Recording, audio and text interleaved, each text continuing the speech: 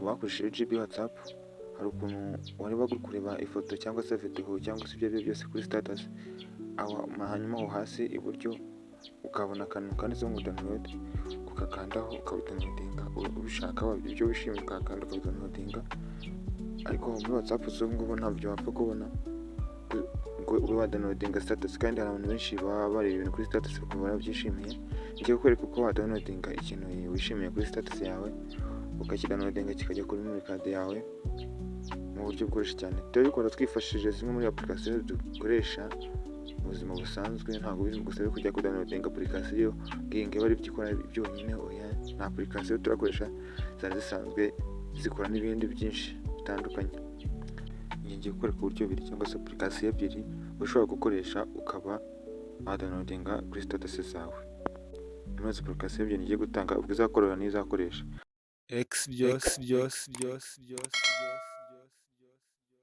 application ya mbere nakwereka ni Zenda. Uramutse ukanze ukinjira muri application ya Zenda, urayinjiramo nk'ibisanzwe ubone application nyinshi zitandukanye. Iza muri izo application nk'ubu turi muri application ya Zenda, rero nta kindi urakora, urahita ureba hasi iruhande rw'ibumoso, ureba ahantu handitse ngo social, kanzemo kwereke, ureba aho hasi handitse social, wabona uhakande. Ukimara kuhakanda urahingukira hameze gutya, urahitamo rero kugira ngo downloadinge status zawe, uri buze uri hejuru handitse ngo status, n'akantu kameze nk'iki gusa na WhatsApp. Aho ngaho iyo wakanze uhita ubona status zawe isobanuye bye, ukazidownloadinga vuba vuba byoroshye cyane. Aho ngaho uramutse wakanze ugiye kudownloadinga kuri Instagram, aho wakanze ugiye kudownloadinga kuri Facebook, aho ngaho handitse FB Watch, ugiye kudownloadinga ibyo kuri FB Watch. Naho ngaho kuri X nuko kuri X igihe hagiye ugiye kudownloadinga ibyo kuri X cyangwa se Twitter. Naho kuri TikTok ugiye kudownloadinga ibyo kuri TikTok. Noneho uri kubona ko urubuga ushaka kudownloadinga aho rutari muri izi ngizi ziri aha, ushobora gukanda aho handitse ngo more. Iyo hakanze bahita bakuzanira imbuga nkoranyambaga nyinshi zitandukanye, ugahitamo urubuga ushaka kuba wadownloadingaho ibintu byawe mu buryo bukoroheye, ugakanda kuri aho more, bigahita biza ugahitamo ukadownloadinga ibyo ushaka. Cyangwa se mu buryo bukoroheye ushobora kuza ukareba aho hejuru handitse ngo best link here, ukaba wazanye link yawe, aho hakanzemo kwereka handitse best link here, ukaba wagiye ukazana link yawe bivanye ahantu hatandukanye nko kuri YouTube se cyangwa Facebook cyangwa Instagram, ukaza ukayipestinga aho. Wamara kuyipestinga aho video uhita uyibona, ugahita ubona n'ahantu ho gukanda ukayidownloadinga mu buryo bwihuse cyane. Okay, ibyo ntabwo aribyo twaje kubereka cyane, nubwo nabyo bimubimenye. Twaje kubereka ko downloadinga status. Urakanda aho ngaho handitse status, niba wifuza kudownloadinga ibintu binyuzwa kuri status yawe, ukanda aho kuri status. Reka tuhakande, ndizera ko mwahabonye. Ukimara kuhakanda urareba status umaze kureba, status zose warebye uri buzisange hano. Numara kuzibona, iyo utazibonye ukanda handitse connect. Iyo utazibonye ukanda handitse connect. Iyo hakanze uhita uhingukira kuri WhatsApp. Uko uhingukiye kuri WhatsApp uhita ubona status zawe, ukaba wazireba. Wamara kuzireba zose, ukabona kongera gusubira hariya muri Zenda, uhita uzisangamo.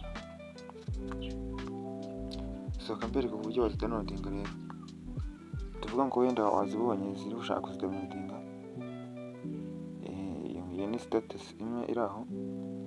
Iyo ushaka kuzidownloadinga rero nta kindi ukora, ukanda kuri ako gafresh kamanuye, kanze nkakwereke ako gatoya k'icyatsi kamanuye. Iyo ugakanzeho uba ugidownloadinze yaba video yaba ifoto, ni uko nguko ubidownloadinga. neza nako ngako. Ako niko ukandaho downloading ibintu byo kuri status yawe.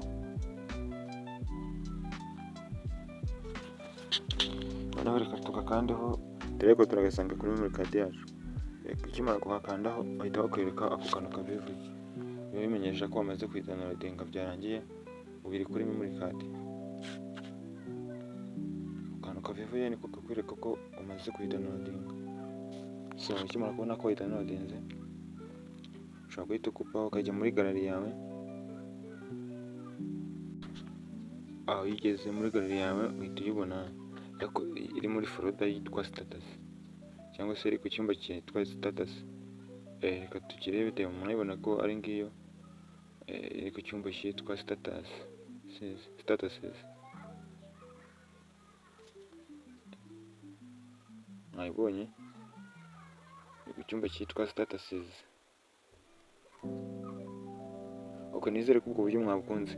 Reka mbere ku bundi buryo rero ushobora kudownloadingamo ibintu biri kuri status kuko si ngombwa ngo ube wakonecta ngo ugire gute. Iyo application upfa kuba ifite muri telefone yo ni vuba. Urajya muri application ya Phonex. Niba ufite Phonex murabizi ko iba ibintu byinshi bitandukanye. Ni Phonex yicishwaho amakuru, Phonex ibiraho video, ushobora kureba utuvideo dushekeje twinshi. Rero ushobora no kujyaho ugiye kudownloadinga ibintu byinshi kuri status yawe ya WhatsApp. Dore uko bikorwa rero, uyikandaho Phonex. Numara gukanda kuri Phonex uri bukande aho ubona hari utuntu notification.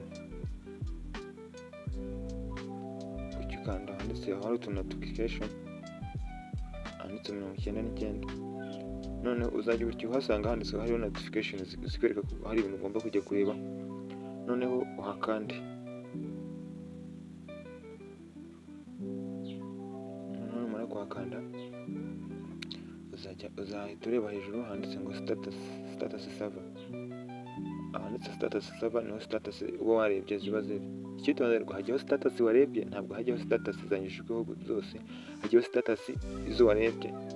Urakanda, ikimara kuhakanda status warebye zose ziri downloadinga zikajyaho. Noneho tuvuge ngo zose wazikunze ushaka kuzikuraho urakanda aho handitse ngo save all. Urakanda handitse save all. Ukanza handitse save all. Downloadinga zose ziba zigiye kuri memory card yawe. Ngo aho wazidownloadinze zose utarobanuye zose zigiye kuri memory card yawe. Noneho urabona ko bakubwiye ngo all status have saved. Urabona ngo izo zose zigiye zijya kuri memory card yanjye. Noneho tuvuge ngo wenda ahantu ushaka ko zose zidownloadinga, ushaka guhitamo zidownloadinga n'izitadownloadinga. Kamwereka uburyo ushobora guhitamo ibyo downloadinga n'ibitadownloadinga. Ushobora kuza ugakanda aho handitse ngo status within 24 hours. Kamakwereke iyo zimaze amasaha 24 utarahitamo ibyo ushaka zihita zivaho n'ibyo uri kukwereka ngo status within 24 hours. Status ziri mu masaha 24. Urakanda aho ngaho. Numara kuhakanda urarebamo status washimye, status ukunze, ukandeho. Nihajyaho urumva nk'izi ngiye zimakinze ziriho utwo tuvi tw'icyatsi ukumva nazihisemo.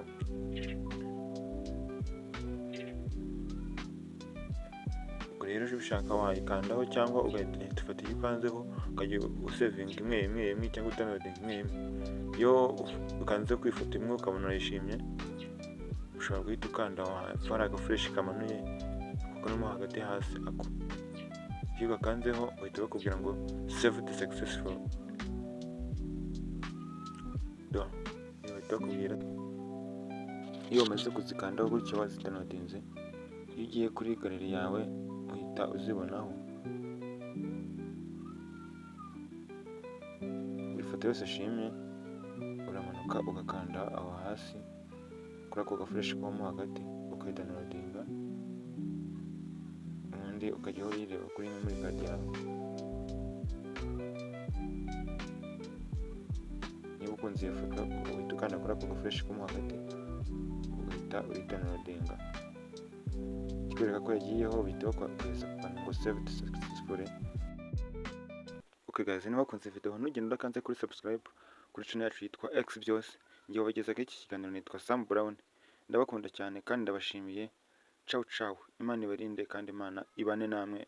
Ndabakunda. X byose byose byose byose byose